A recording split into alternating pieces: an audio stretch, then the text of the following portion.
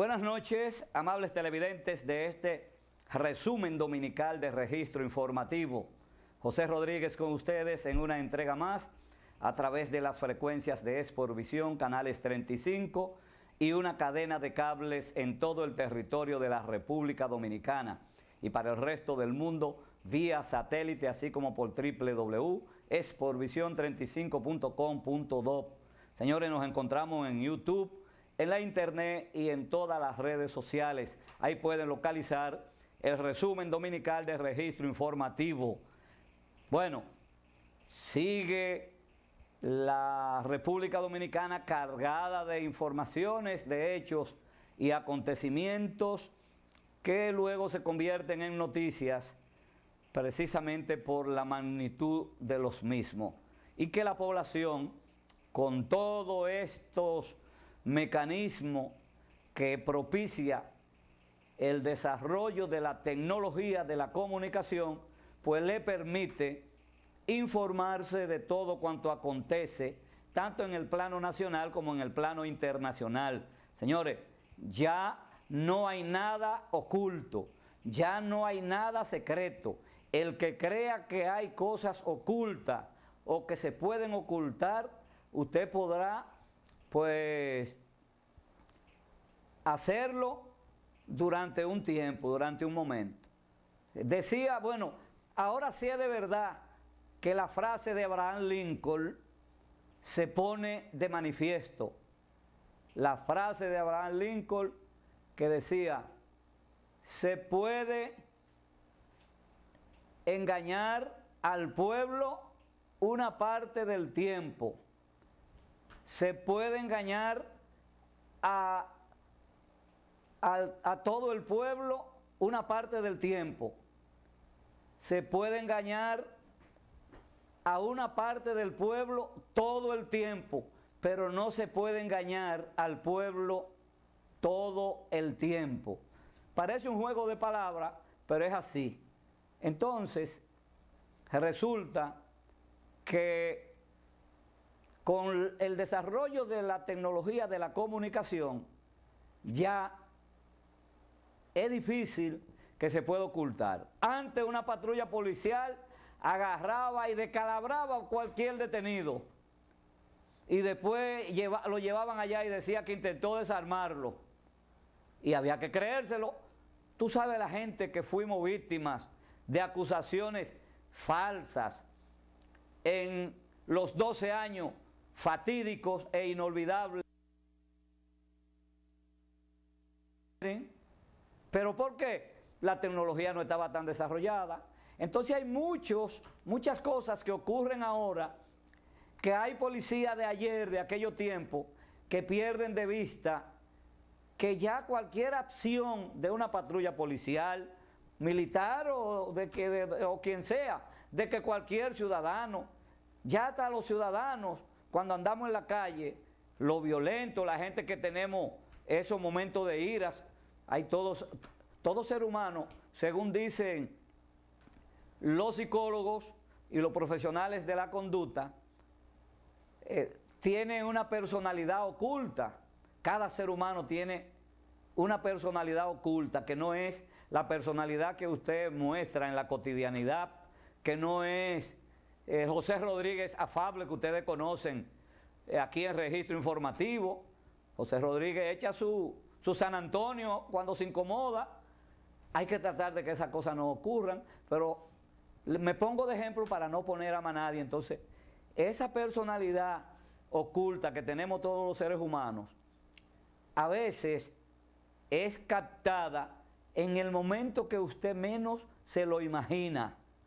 Entonces, por eso ustedes ven que ya a través de la tecnología de la comunicación, cualquier aparatito celular, el más barato que tienen las empresas de telecomunicaciones, cuenta con un sistema de cámara, con un sistema de grabación, y tienen sistema de WhatsApp, todos los mecanismos habidos y por haber. Algunos no tienen internet, pero basta con el sistema de cámara o el sistema de grabación para que capte la población cualquier acción que sea impropia o que sea violatoria a los derechos ciudadanos. Lo mismo ocurre si también se viola el derecho y el respeto de la autoridad, porque no hablo nada más hablé de la patrulla policial, pero puede ser también que en un momento alguien agreda o intente agredir a un policía o a una patrulla policial o militar, y también hay los mecanismos para agravarlo. Es decir, es una calle de doble vía, como dice la gente, lo que va viene. De manera que hay mucha gente que no tiene el cuidado. Por eso ustedes ven que una serie de tropelías que han cometido agentes de AME se expresan, pero también lo que se comete, las violaciones que cometen conductores, violadores, motoristas, también son captadas por las personas y por las propias autoridades que pueden grabar para dar constancia de la veracidad de cómo han ocurrido los hechos. Hablo de todo esto para que sirva a mucha gente, incluyendo este humilde servidor, de que todos los que hacemos vida pública debemos tener cuidado con nuestra conducta de comportamiento, porque en cualquier momento puede ser puesta en contraste entre lo que decimos y lo que podemos hacer en determinadas circunstancias, entre lo que pregonamos o profesamos y lo que es la realidad de nuestro comportamiento.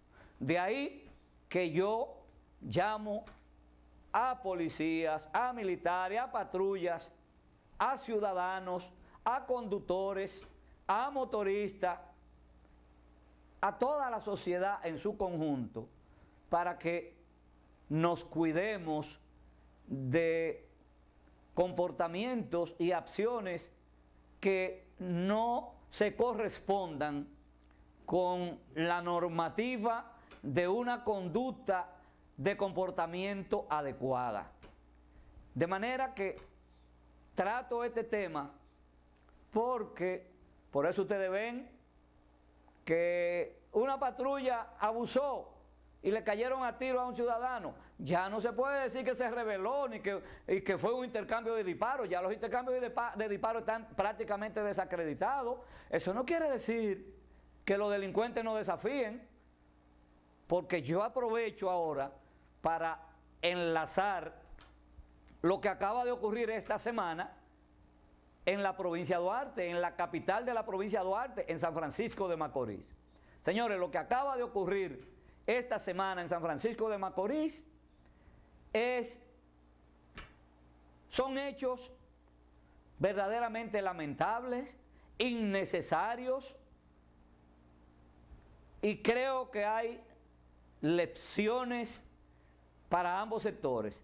Lecciones para los que convocaron a una huelga basada en principios o al principio, en sus inicios, en demandas justas, pero desnaturalizada y totalmente fracasada por los métodos terroristas, anticivilistas, antirrevolucionarios, antiprogresistas que llevaron a la práctica los que se identificaban con ese llamado a huelga que, como decía, en principio justa las demandas, porque pidieron una serie de demandas que podrían corresponderse y ser atendidas. Ahora, fracasaron porque un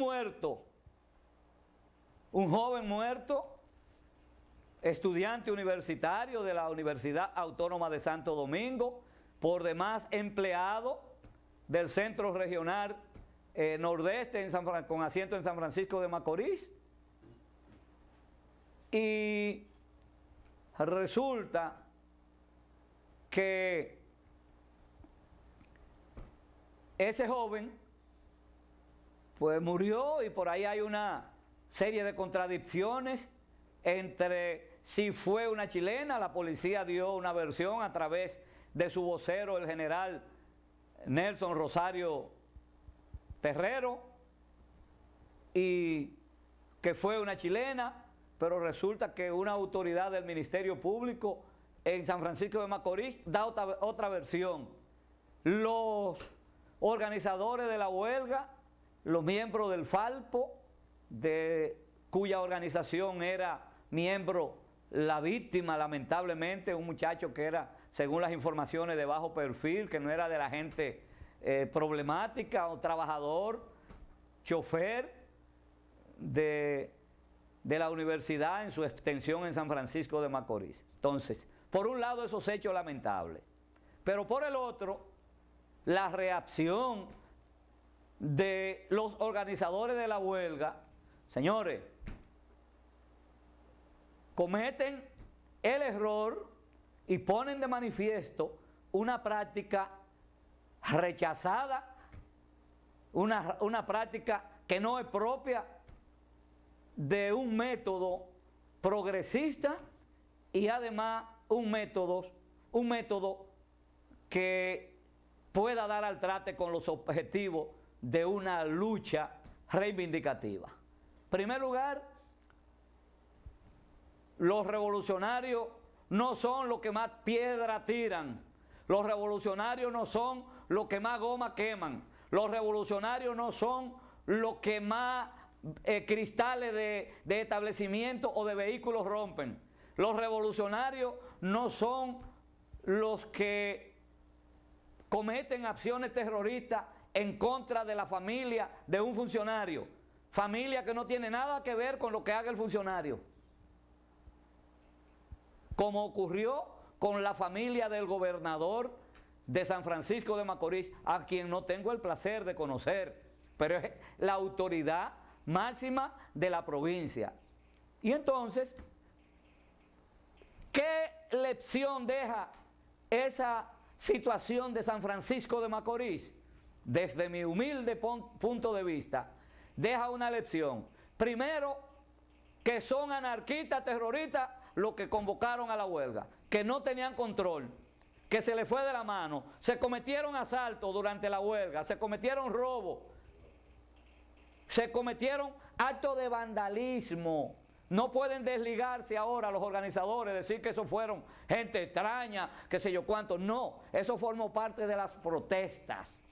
Entonces, cuando usted no tiene la capacidad para controlar un movimiento, usted entonces tiene primero que revisar las acciones que ese movimiento va a emprender.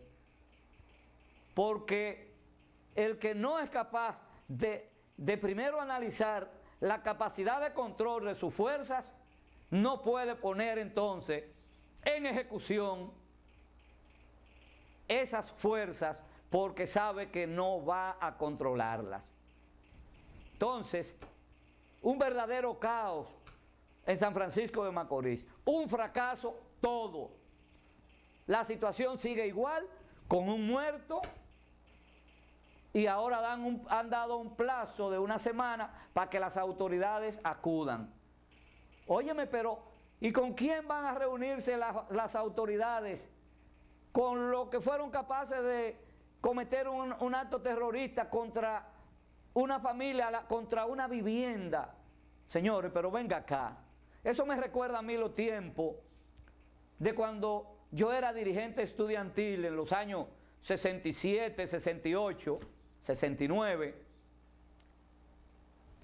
que había gente que me acusaba de ser líder de los pacifistas, me decían algunos, cuando yo estaba haciendo el bachillerato en el Liceo Juan Pablo Duarte, porque cada vez que se convocaba a una manifestación o protesta, yo iba por las aulas y decía que las protestas debían hacerse de manera organizada, que no apoyaríamos lanzamiento de piedra a ningún establecimiento comercial ni a ningún vehículo que cruzara por el área donde íbamos a realizar la protesta. Y lo primero que argumentábamos era que muchas veces los dueños de esos vehículos que son agredidos y que les rompen el cristal se identificaban con la lucha de uno. eran gente que eran víctimas también y que sufrían las mismas vicisitudes que demandábamos nosotros como movimiento estudiantil revolucionario en la época. Entonces, eso pasa cuando le caen a pedrar a un establecimiento, cuando le caen a pedrar. Usted no sabe si en la familia de ese gobernador se identificaba con la protesta, porque aquí se daba el caso de un jefe policial que fue muy criminal durante su jefatura en los tiempos de Balaguer. Sin embargo, ahí había incluso yo conocí parte de la familia de ese general que se identificaban con la lucha revolucionaria, y ese general llamaba a los revolucionarios comunistas, como todo lo de la época en esos tiempos de Balaguer. Entonces, señores, hay varias lecciones que ha dejado este caos, este desorden y esa lamentable muerte de este joven de Vladimir, no recuerdo el apellido, en San Francisco de Macorís. Una de las lecciones va para el gobierno. Se demostró que las autoridades de San Francisco de Macorís no tenían control de lo que estaba ocurriendo. ¿Por qué? Porque si hubiese tenido control, conociendo la característica de ese pueblo, lo primero es que debieron poner mecanismos de vigilancia en casas del alcalde, en casas del gobernador, y no hubiese ocurrido esa acción terrorista contra la vivienda que pudo degenerar en otras desgracias que se le hubiese sumado a la muerte, al asesinato del joven Vladimir, estudiante y empleado de la UAS. Entonces yo creo que ahí hubo debilidad de las autoridades, falta de visión y de control frente a un llamado a huelga que se sabía que estaba un llamado por 48 horas, y resulta que luego los convocantes lo extendieron, que resultó también ser un fracaso. Entonces, esa lección de para las autoridades debe llegar también. Pero ¿qué ocurre? ¿Qué trajo como consecuencia? La militarización. Yo creo que había que dar una respuesta. Felicitamos al ministro de las Fuerzas Armadas, al ministro de Defensa, porque creo que esa fue la respuesta frente al caos. Era lo correcto. Yo la saludo de manera que hay que dar muestra. Señores, el Estado que demuestra debilidad,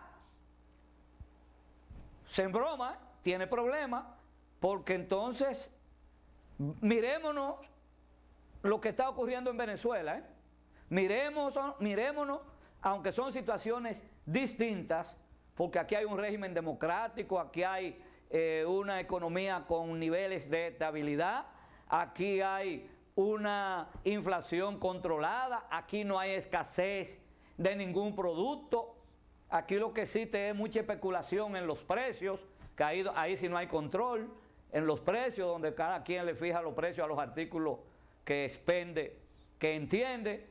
Esa es la parte. Pero en cuanto a seguridad, tenemos también muchos problemas en materia de seguridad por el asunto de la delincuencia, aunque yo creo que se ha ido controlando un poco.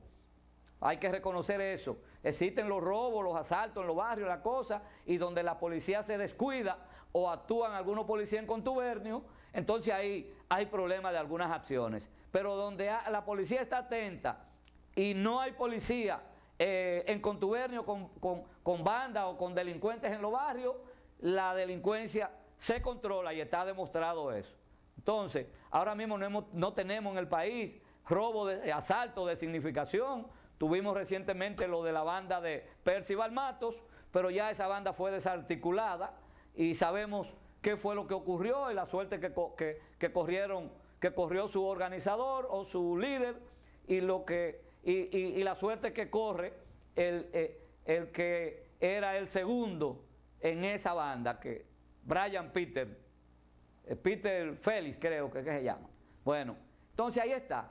Entonces esa es la lección que debemos aprender y entender que se puede demandar reivindicaciones y el gobierno debe ser receptivo a las demandas. Pero vamos a demostrar, señores, que se puede hacer demanda de reivindicaciones sin desorden, sin caos, sin crear una situación de anarquía total en el lugar donde se lleve a cabo esa protesta, porque mientras tanto sigue el proceso de organizaciones revolucionarias, comunitarias y sociales desacreditándose por los métodos inapropiados que llevan a cabo durante sus protestas. Me voy a la pausa y en breve retornamos. No se vayan, amables televidentes.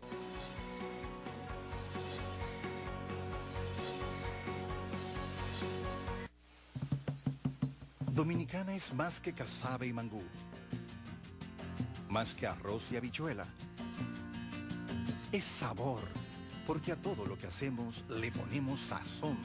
Sí, esa alegría y picardía que todos llevamos dentro. Todo lo que se produce aquí sale del corazón.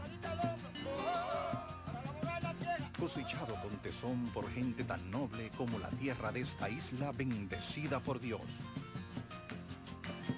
Dominicana es una cálida sonrisa que recorre el mundo contagiando de alegría a todo el que la recibe, con el sello que dice sin palabras, de Dominicana, con amor para el mundo. República Dominicana es fe, y tu fe mueve montañas.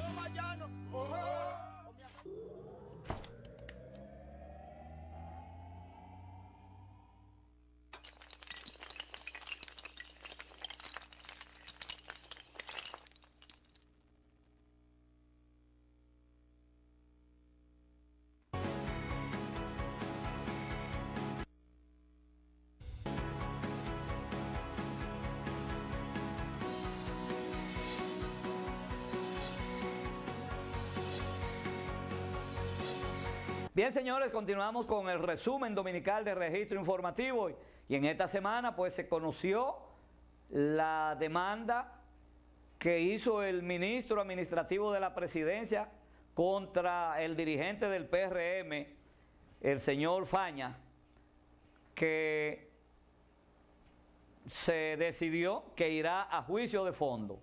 El proceso de posible mediación ya se agotó y va a juicio de fondo, y el 7 del próximo mes de septiembre está fijada la audiencia para conocerse esa demanda que ha dicho el ministro administrativo de la presidencia que no va a negociar y que va a demostrar que lo que hay son falsas acusaciones y que no va a permitir que se pisotee la dignidad de él y de su familia. Mientras tanto, el señor Faña, del PRM, sostiene que tiene datos, que tiene pruebas para acusar a el ministro administrativo de la presidencia. Esperemos a ver qué va a pasar. Y hablando de juicio, señores, y colocándonos ahora en el caso Odebrecht, señores, el último, o el número 13 era ese, 13 inculpados, eran 12 los primeros inculpados, ¿verdad? Este es el número 13, el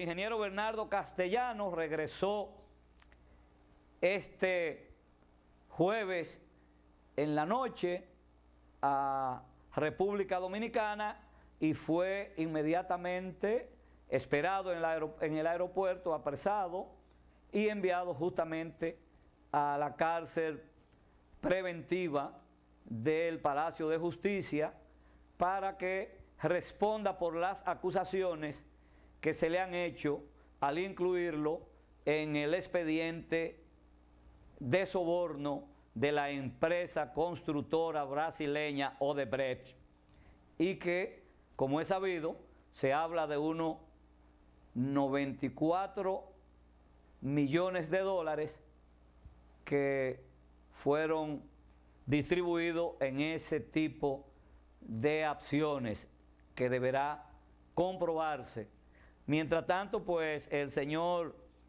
Castellano, el ingeniero Castellano, que fue funcionario de una de las EDES del país, ha negado, tanto a través de su abogado como él en persona, que haya incurrido en acciones reñidas con la ley o dolosas durante el proceso de Odebrecht en la República Dominicana. Esperemos a ver. Mientras tanto, pues el juez encargado por la Suprema Corte de Justicia para conocer el caso Odebrecht, el magistrado Francisco Ortega Polanco, pues como era de esperarse, dictó orden de prisión como lo había hecho contra los demás encartados o inculpados en el expediente Odebrecht. Ahora le llaman encartado. Bueno, esperemos a ver cómo se desarrollan los acontecimientos. Mientras tanto, hay que destacar que en esta semana también fue en esta semana la designación del economista Jaime Aristi Escuder, sí, en esta semana el embajador, el economista, el destacado profesor universitario, brillante economista, digo yo, Jaime Aristi Escuder, fue designado como el principal ejecutivo de el proyecto de generación eléctrica dominicana Punta Catalina. Mucha gente criticó, otros han reconocido.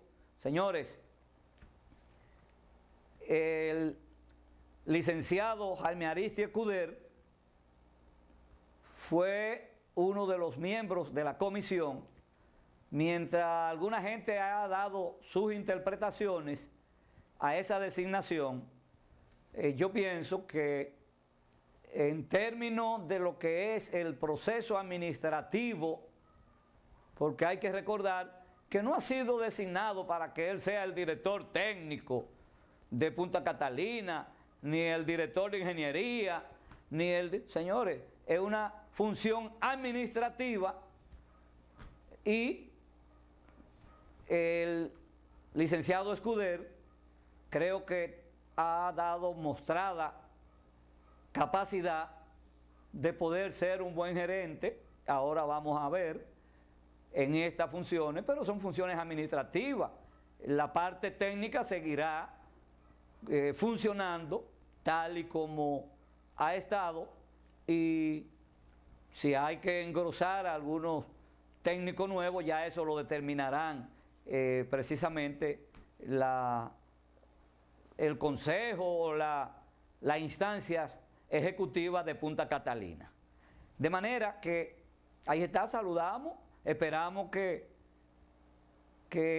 el licenciado Jaime Aristi Escuder pueda dar buenos resultados en ese proyecto, que es desde el punto de vista de la generación eléctrica, independientemente de cuestionamientos que se han hecho y que se puedan seguir haciendo, y además siendo Punta Catalina uno de los objetivos de la Marcha Verde, independientemente de todo eso, nosotros entendemos que es el proyecto cumbre desde el punto de vista de el plan de eliminar de una vez y por todas los apagones eléctricos en la República Dominicana. De manera que todos los que tenemos conciencia de lo que significa ese proyecto funcionando y generando electricidad a un precio razonable y precisamente a una capacidad que se corresponda con la demanda de la población, entonces tenemos que defenderlo. Los que no tienen la conciencia de lo que significa ese proyecto no lo defenderán, y otros por razones muy particulares, podrán criticarlo, pero entendemos que Punta Catalina debe motorizarse su ejecución o su terminación para que la República Dominicana pueda tener un sistema energético en el que el kilovatio hora nos llegue a los que pagamos electricidad a un precio razonable y con una capacidad también eficiente.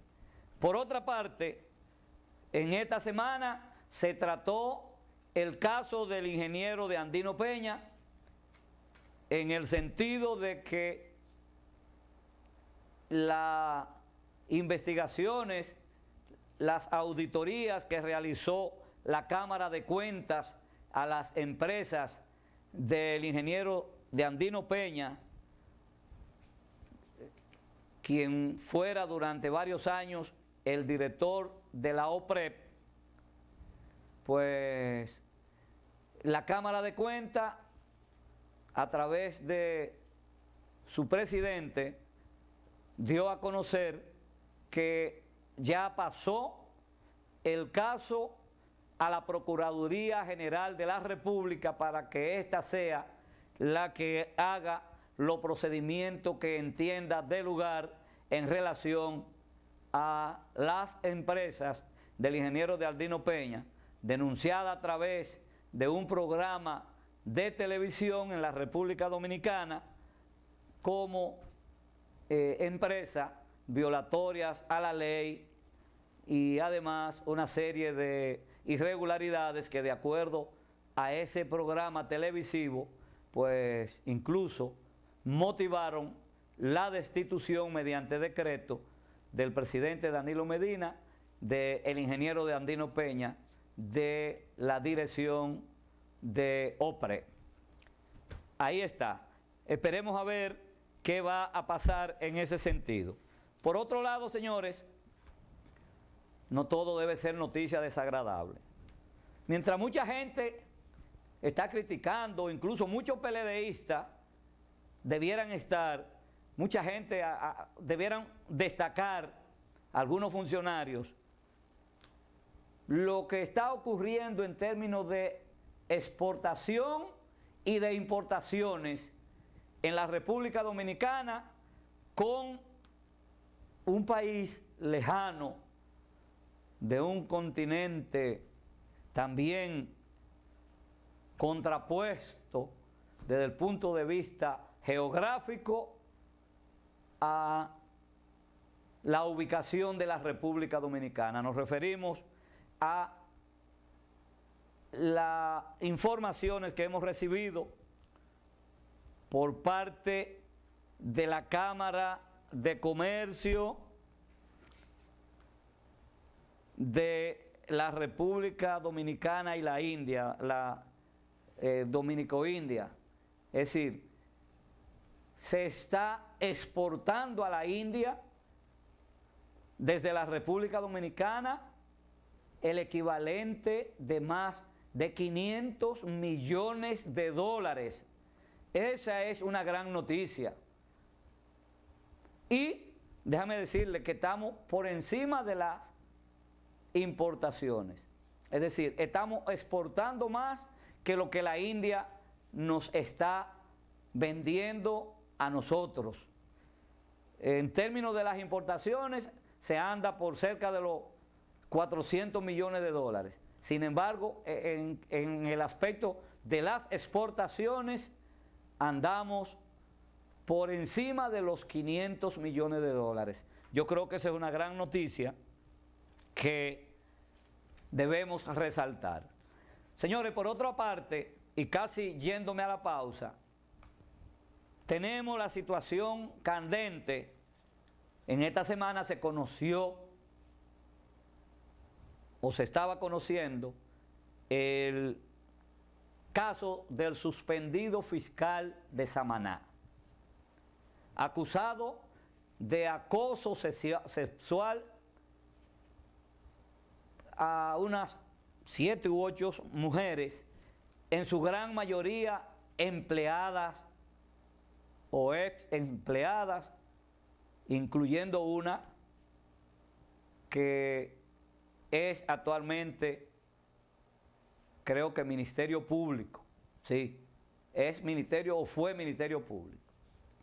Entonces, este caso está siendo conocido y la verdad que yo escuché a algunas de esas mujeres que alegan que fueron víctimas de acoso sexual y hasta de tener que practicar el sexo en algunos casos con el fiscal suspendido, no sé si ya fue cancelado, de Samaná. Entonces yo pienso que esta es una situación que debe servir de ejemplo, que debe servir de mucha reflexión, porque cada vez encontramos en diferentes instancias una que otra persona que se olvida de cuáles son sus deberes y sus responsabilidades.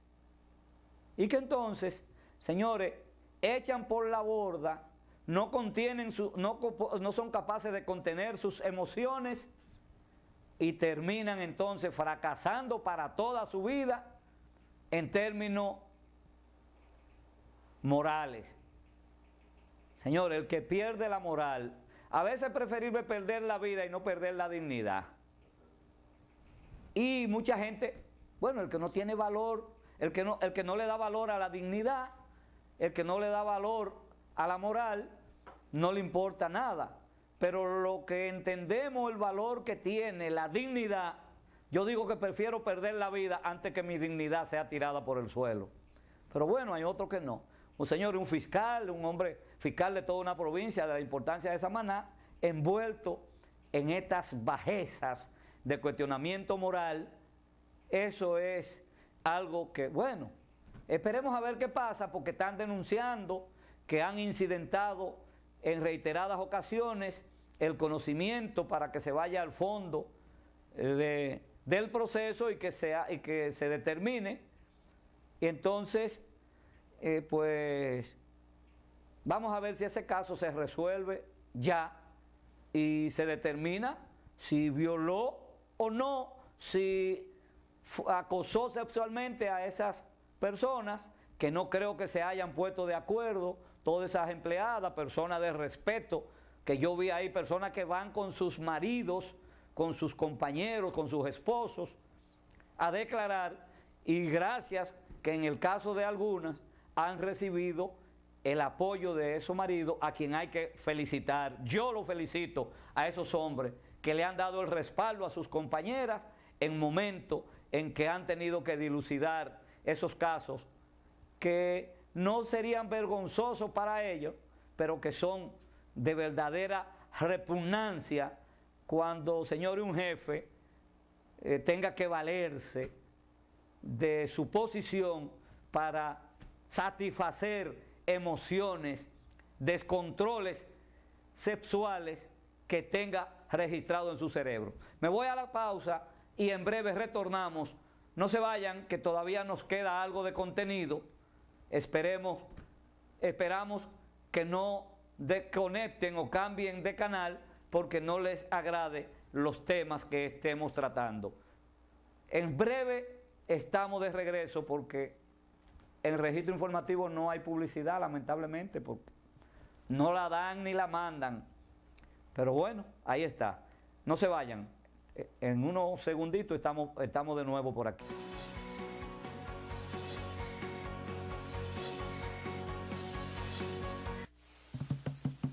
Dominicana es más que casabe y mangú, más que arroz y habichuela.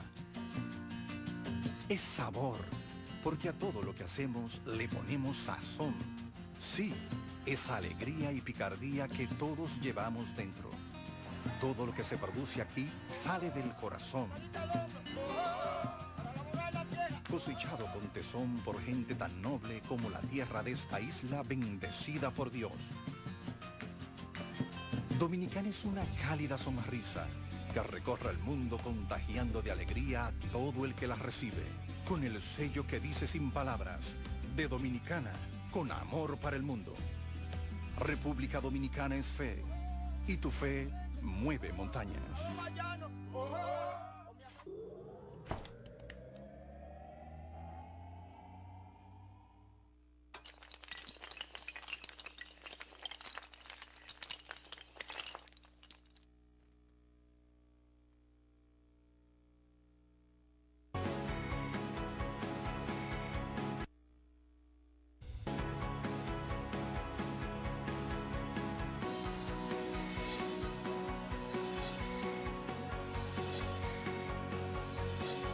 Bien, señores, continuamos con el desarrollo del registro informativo durante este resumen dominical y aprovechamos también para señalar que el presidente Danilo Medina en esta semana, como siempre, sigue activo, estuvo entregando 2 planteles escolares en la provincia de Puerto Plata y también pues estuvo dando el primer palazo en un terreno con la compañía Yup, que es una compañía de inversionista turístico, donde se van a construir en la capital, señores, se van a construir creo que por aquí tengo el dato, 132 residencias turísticas en la avenida Abraham Lincoln. Eso está por ahí, entonces eso es importante, que tengamos gente invirtiendo en el sector privado y que desde luego hayan facilidades. Hablábamos de las exportaciones hacia la India, que es un logro, señores, estar exportando por encima de los 500 millones de dólares, y la inversión turística. Todo eso contribuye al crecimiento de cualquier país, contribuye al avance y al desarrollo. También, por otro lado, pues queremos referirnos en el plano internacional a las intenciones del presidente Donald Trump, que en materia de migratoria se propone reducir las facilidades para la migración en Estados Unidos, y ya se habla de que dentro de las intenciones del presidente norteamericano está la de ver si logra la aprobación, entiendo yo muy difícil, de que un hijo no pueda pedir a su papá, no pueda pedir a su abuela, a su abuelo, no pueda pedir, bueno, a sus familiares, a sus progenitores. El que esté por allí, pues estará limitado de acuerdo a la intención del presidente Trump. Resulta que de acuerdo a las estadísticas, parece que el presidente norteamericano pierde de vista que en las pasadas elecciones, señores, teníamos 27 millones de latinos inscritos en las pasadas elecciones norteamericanas, 27 millones de latinos, nada más. Y de acuerdo al censo del 2010, que eso ya en el 2017 debe haber cambiado en términos de incremento considerablemente, pero para el censo del 2010 habían 50.477.000 habitantes latinos. Es decir, 50.477.000 habitantes latinos. Óigame, ¿sabe qué significa esa cantidad? El 13.3% de la población norteamericana. Señores, la propuesta del presidente norteamericano y yo soy un novato, como decía la gente antes, soy un atrevido tratando estos temas. Señores, el 13%, el 16.3% de cualquier población es para que sea tomado en cuenta. Eso no es un relajo. Entonces, además, señores, ¿y usted te imagina de todos esos latinos, la gente que tenga todavía sus hijos, que tienen sus padres que están allá, que tienen sus hijos fuera, no lo podrán pedir, que son ya ciudadanos norteamericanos? Que no se trata de ilegales, porque se hablaba de ilegales, creo que había alrededor de unos 20 millones o algo más de 20 millones se hablaba de ilegales nada más, hace poco tiempo que se manejaba esa cifra. Entonces, yo pienso que esa propuesta en términos migratorios del presidente de Estados Unidos contrasta mucho con lo que es la presencia real en la sociedad norteamericana de los latinos nacionalizados norteamericanos, valga la redundancia. Esperemos a ver qué pasa, pero son de las cosas que yo creo que desde mi humilde entender son verdaderamente impracticables, son improbables. De todo modo, vivimos en un mundo de mucha modernidad, pero las decisiones, cuando se trata de que afectan porciones de la población, deben ser analizadas con un poquito de enfriamiento cerebral, con la finalidad de que no se corre el riesgo de cometer errores o de ser calificadas algunas pretensiones de emocionales. Pero bueno, no estoy diciendo que esa sea la actitud del presidente de los Estados Unidos, pero a mi humilde entender, eso es impracticable en lo que es hoy la conformación de la sociedad norteamericana. Señores, por otro lado, yo quiero también referirme ya a la parte que tiene que ver con los valores éticos y morales y con la acepción de la Fundación para el Rescate de los Valores de la Familia Dominicana, FREVAFADO. Y quiero señalar la reiteración de nuestro llamado vehemente a que retomemos permanentemente la conversación, el diálogo con nuestros hijos, la reunión, aunque sea dedicándole un mínimo de tiempo, pero reuniones familiares, encuentros mínimos, 5 o 10 minutos, reunirse los padres con los hijos, los tutores, con la familia. Señores, mire, ahora que estamos todos juntos, yo quiero que hablemos de esto. Mire, debemos respetar los valores, debemos darle importancia a lo que son los valores éticos, los valores morales. Hay otros valores que se han perdido, pero esos son los valores patrios. Ahí ya la responsabilidad no es de la familia, sino de las autoridades oficiales que hemos tenido, que ya aquí no se respeta la bandera dominicana cuando la van a izar, cuando va a descender, que se va a bajar. La gente pasa, antes se paraba en atención, usted pasaba frente al Palacio de la Policía y el centinela de cada puerta salía al medio de la calle y paraba los vehículos. Ya nada de eso se hace.